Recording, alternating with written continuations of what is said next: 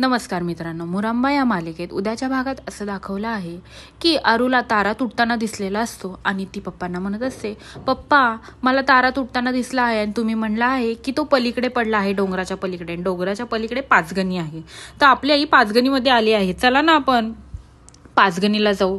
पप्पा प्लीज मला घेऊन चला ना पाचगणीला. असं बोलल्यानंतर आता परत अक्षय हा आरूवर चिडतो आणि म्हणतो, मी तुला एकदा सांगितलं आहे ना की तू सारखं सारखं तेच तेच तेच तेच का करत असतेस. तेव्हा मी सांगितलं आहे ना तुला की तू तिचं नाव नाही घ्यायचं तरी का घेत असतेस, असं सगळं बोलत असते. आणि इकडे आता रमाने तिच्या स्कूलसाठी एक नवीन शेफची जॉबसाठी एक ऑफर काढलेली असते आणि ते तिने पेपरमध्ये ॲड दिलेली असते.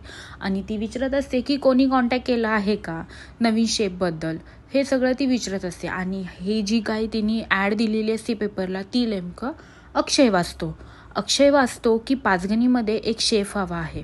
आणि आता इकडे आरू पण देवाला प्रार्थना करत असते की बाप्पा आता तूच काहीतरी कर, मला माझ्या आईपर्यंत पोचव प्लीज बाप्पा, काहीतरी असा चमत्कार कर की जेणेकरून मी माझ्या आईकडे पोचले पाहिजे, अशी ती देवाला प्रार्थना करत असते.